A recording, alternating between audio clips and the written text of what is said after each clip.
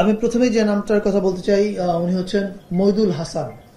আপনারা সবাই নিশ্চয়ই মূলধারা ৭১ বইটা পড়েছেন। মূলধারা ৭১-এর যিনি লেখক মইদুল হাসান, তাকে ২১শে পদক ২০২৫-এ ভূষিত করা হয়েছে। এটা হচ্ছে গবেষণা শাখায় মইদুল হাসান। এরপরে যে নামটা আমি ঘোষণা করতে চাই শহীদুল জহির। আমরা সবাই জানি যে হুমায়ুন আহমেদ পরবর্তী সময়ে সম্পূর্ণ নতুন এবং নিজস্ব স্বর নিয়ে আসেন উনি সাহিত্যে।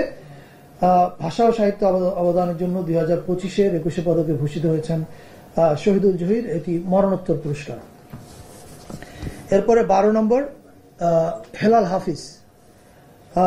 আমাদের দুর্ভাগ্য যে উনি জীবিত থাকা অবস্থায় বাংলাদেশ তাকে সম্মানিত করতে পারেনি, কিন্তু আমরা মনে করি বেটার লেট দ্যান নেভার।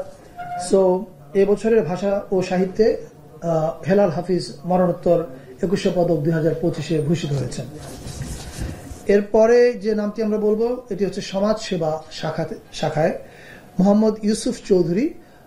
উনি চট্টগ্রামের একজন বিশিষ্ট সমাজসেবক। ওনাকে সমাজ সেবা শাখায় মরণোত্তর পুরস্কারের জন্য ভূষিত করা হয়েছে।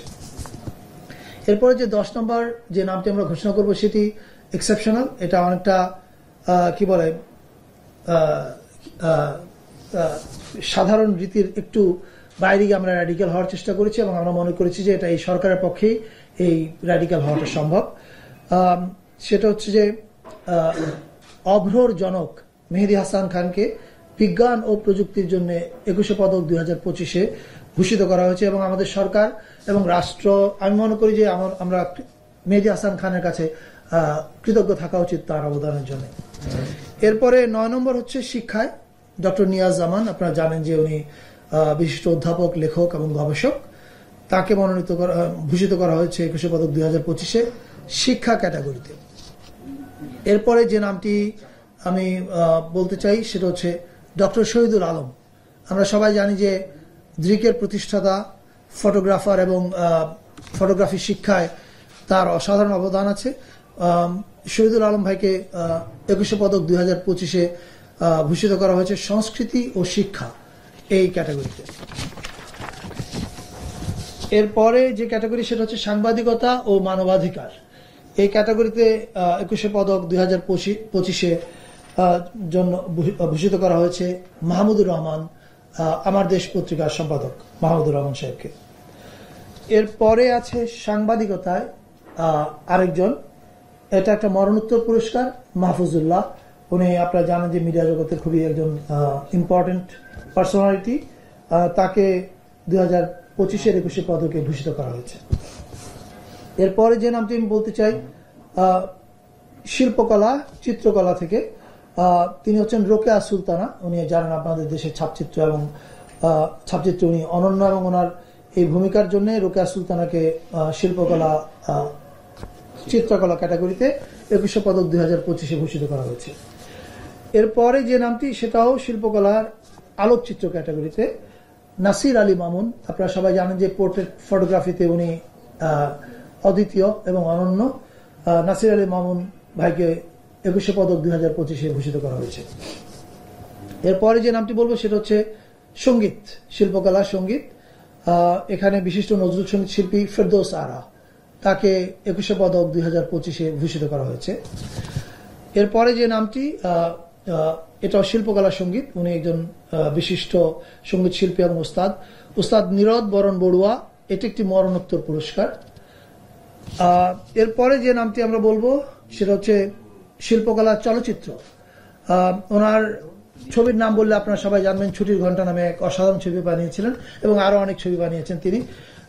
আজিজুর রহমান, এটিও একটি মরণোত্তর পুরস্কার এবং এটার ক্ষেত্রে একই কথা বলতে চাই, ওনাকে অনেক আগেই ২১শে পদক বা রাষ্ট্রীয় সম্মান পাওয়ানো উচিত ছিল, কিন্তু যাই হোক, বেটার লেট দ্যান নেভার। এরপর আমরা যেই নামটা বলতে চাই, এটাও যেটা বললাম যে আমরা এবার একটু র্যাডিক্যাল হওয়ার চেষ্টা করেছি। এটা একটা দলকে এই পুরস্কারটা দেওয়া হচ্ছে। সেটা হচ্ছে বাংলাদেশ জাতীয় নারী ফুটবল দল। তাদের ক্ষেত্র হচ্ছে ক্রীড়া, কিন্তু এটা আমরা শুধু স্পোর্টিং ফেনোমেনার কারণে তাদেরকে দিচ্ছি না, এটা পরিষ্কার করে বলা ভালো। আমরা মনে করি যে বাংলাদেশ জাতীয় নারী ফুটবল দল স্পোর্টিং অ্যাচিভমেন্ট যেমন তাদের অসাধারণ, এটা একই সঙ্গে একটা ভেরি ইম্পর্টেন্ট কালচারাল ফেনোমেনা বাংলাদেশের। সো সর্বশেষ যে নামটি সেটা হচ্ছে বাংলাদেশ জাতীয় নারী ফুটবল দল। Thank you. ওনার নাম হচ্ছে ওস্তাদ নীরদ বরণ বড়ুয়া। 15 ক্যাটাগরি, কিন্তু 15 নম্বর যারা, এটা তো পুরো দলটাই পাবে, ফলে তারা সকলেই নিশ্চয়ই আচ্ছা ক্যাটাগরি কয়টা সেটা জিজ্ঞেস করেছেন। এটা এখানে লেখা আছে, আপনাদেরকে লিস্ট দিয়ে দেওয়া হবে একটু পরে। হ্যাঁ 14 জন ব্যক্তি, এই যে নাম সহ দিয়ে দেওয়া হবে আপনাদেরকে। একটি সংস্থা মানে একটি দল, 14 জন ব্যক্তি আর একটি দল, টোটাল 15টা পুরস্কার আপনাদেরকে কিছুক্ষণের মধ্যে নাম দিয়ে দেওয়া হবে। এছাড়া আর কোনো প্রশ্ন যদি থাকেন তাহলে আপনারা করতে পারেন, প্রশ্ন থাকলে। নতুন রীতির কথা বলেছিলেন কিছুদিন আগে, সেটা কি সংযুক্ত হতে যাচ্ছে যদি বলেন? কোন বিষয়ে, কোন রীতি? পদকের বিষয়ে বাংলা একাডেমি পুরস্কারের পরে আপনি বলেছিলেন যে আমরা ওই আলোচনায় যেতে চাই না। আপনারা পুরস্কার দেওয়ার সময় দেখবেন যে কি হয়ে দেওয়া হচ্ছে এবার। আর এখানে কোনো আমরা আবার কোনো ইয়ে পাবো কিনা, মানে বাংলা একাডেমি পুরস্কারের যেমন অনভিপ্রেত একটা পরিস্থিতি হয়েছিল, আপনারা খোঁজ দিয়ে করেছেন কিনা? কোন বিষয়ে? ওটা বাংলা একাডেমিকে প্রশ্ন করতে হবে। ওই রকম কোনো পরিস্থিতি ঘটবে কিনা সেই বিষয়ে খোঁজ নিয়ে করেছেন কিনা? প্রথম কথা হচ্ছে যে বাংলা একাডেমি পুরস্কারটা বাংলা একাডেমি ঘোষণা করে, বাংলা একাডেমি স্থগিত করেছে, বাংলা একাডেমি পরিবর্তন করেছে, ফলে এটা তাদের মন্তব্য ওরা করতে হবে।